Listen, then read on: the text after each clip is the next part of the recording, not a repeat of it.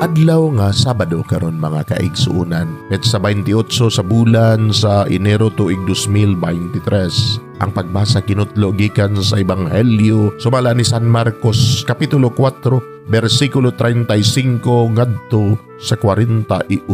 Og nianang pagkagabi giingnan ni Jesus ang iyang mga tinun-an. Manabok kita sa lanaw, busa gibiyaan nila ang panon sa katawhan. Ug ang mga tinun-an misakay sa sakayan nga gisakyan ni Jesus ug nagkuyog sila. May ubang mga sakayan usab did unya mihuros ang usa ka kusog nga unos ug tungod sa dagkong balod nasudlag tubig ang sakayan ug hapit kini mapuno. Apan natulog lang si Jesus nga nag-unlan didto dapit sa ulin. Gipukaw siya sa mga tinun-an nga nag-ingon, "Magtutudlo, wala ka ba mabalaka nga hapit naman kita malunod?" Ibangon si Jesus. Iyang gipahunong ang hangin ug ang mga balod iyang giingnan. Hunong ug mihunong ang hangin ug mibanos ang kalinaw. Unya mingon si Jesus kanila, "Nganong nalisang man kamo? Wala ba kamoy pagsalig?" Panahibulong sila pag-ayo ug nagpangutan-anay. Insa man kining tawhana nga bisan gani ang hangin ug ang mga balod mutuman man kaniya. Mga igsoon ng Ebanghelyo sa Ginoo, daygon ikaw o Kristo.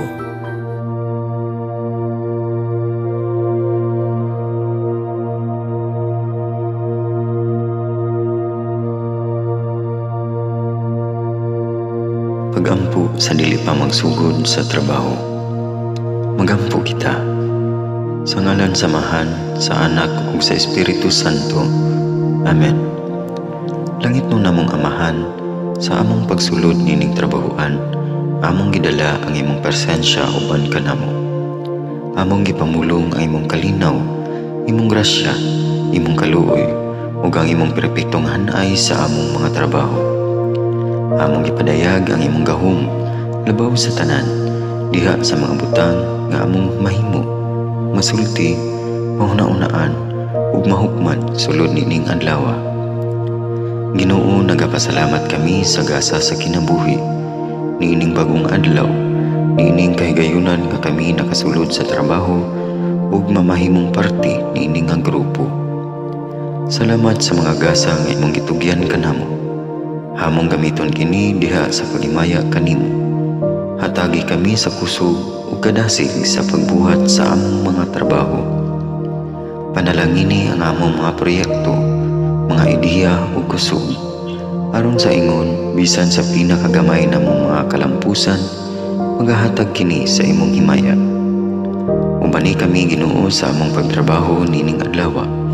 Puna kini nga lugar sa inspirasyon ug kusog. Tabangi kami nga magtrabaho isip usa ka grupo nga mapakita sa usag-usa ang kamaayo. Himua kami nga maayo nga makabot namo ang mga butang nga kinahanglan namong buhaton. Himua kini nga lugar nga puno sa kalipay ug panaghigalaay. Ug kamugaway ug kalinaw ang mapatigbabaw niining dapita. Ginoo, kung kami anaa sa kalibog, giyahi kami. Kung kami muwadaan sa kadasig ug paglaom, dasiga kami. Himua nga ang trabaho nga among gihimo ug ang paagi sa among paghimo niini makahatag unta kini ug hugot nga pagtuo, kalipay ug pahiyom sa tanan nga among mahimamat karong adlaw. Panalangini ang among mga pamilya, among Pinoy-anan, among nasod. Himua nga magmatidud-anon kami sa pagtagad ug pag-amuma sa kalikupan ug sa tanang may kinabuhi diha sa pagbuhat kanamo sa pagkabuot sa imong pangandoy alang sa hustisya ug kagawasan.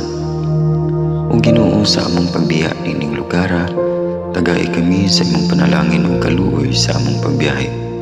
Panalangini ang among mga pamilya ug Pinoy-anan nga anaon ta sa maayong kahimtang sama sa among pagbiya kanila. Ginoo, salamat sa tanang butang nga imong nabuhat, sa tanang butang nga imong gibuhat, ug sa tanang butang nga imong buhaton pa. Sa ngalan ni Jesus, among giampo diha sa tumang pagigugma ug pagpasalamat. Amen. Sa ngalan samahan, sa Anak ug sa Espiritu Santo. Amen.